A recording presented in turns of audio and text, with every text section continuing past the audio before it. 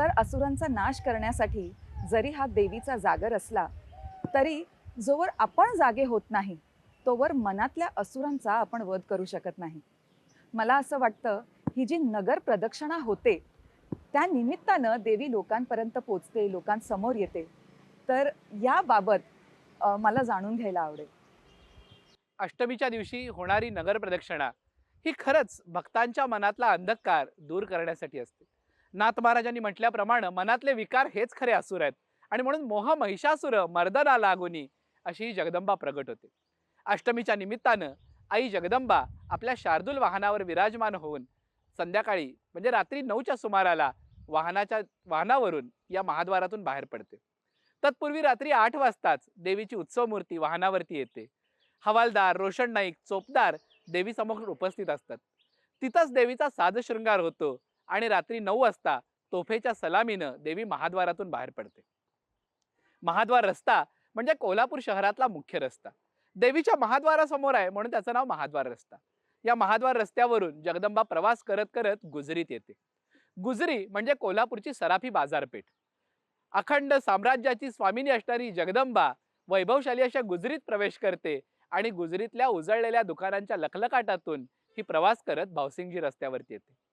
भावसिंहजी रस्ता हा कोल्हापूरचे राजर्षी छत्रपती शाहू महाराज आणि भावनगरचे महाराज भावसिंहजी महाराज यांच्या नात्याचा एक सुरेख पैलू. आपल्या या जिवलग मित्राचं नाव महाराजांनी या नगरीतल्या प्रधान रस्त्याला दिलं, इतकी या दोघांची मैत्री. भावसिंहजी रस्त्यावरून प्रवास करत देवी जुना राजवाड्याच्या नगारखान्यातून जुना राजवाड्याच्या परिसरात प्रवेश करते आणि तो क्षण निव्वळ अनुभवण्यासारखा. साम्राज्याची स्वामिनी छत्रपतींच्या या राजवाड्यात विराजमान होते.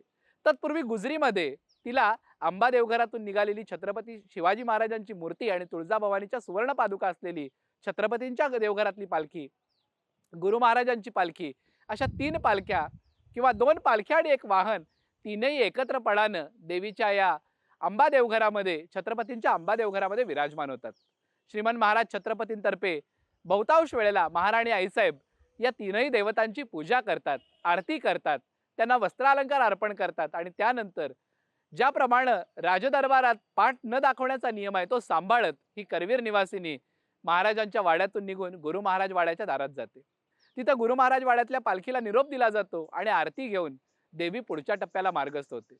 नूतन मराठी हायस्कूल ते बिनखांबी गणेश मंदिर म्हणजे स्वातंत्र्यवीर सावरकर मार्गाने जाताना परंपरेप्रमाणे चोपदार रंगभैरवाकडे ललकारी देतात आणि त्यानंतर जगदंबा करवीर निवासिनी आपल्या मूळ महाद्वाराच्या रस्त्याला परत येते. देवी महाद्वारातून परत येताना पुन्हा एकदा देवीची मंदिर प्रदक्षिणा होते. मंदिर प्रदक्षिणा झाल्यावर पालखीप्रमाणेच देवी पुन्हा सदरेवरती विराजमान होते. तिथं तिच्या पुढे गायन सेवा, नर्तन सेवा सादर होते. तोफेच्या सलामीनं आई अंबाबाईचा हा सदरेवरचा दरबार संपन्न होतो आणि जगदंबा श्रीपूजकांच्या हातातून गर्भागाराकडे अर्थात कौलास्थानाकडे जायला निघते. देवी मंदिर प्राकाराच्या बाहेर जाऊन आल्या कारणानं तिच्यावरनं पूर्ण नैवेद्याचं पान ओवाळून टाकलं जातं आणि अंबाबाई कौलास्थानी गेल्यानंतर कर्पूर आरती शंखतीर्थ होऊन तिचा हा नगर प्रदक्षिणेचा सोहळा संपन्न होतो.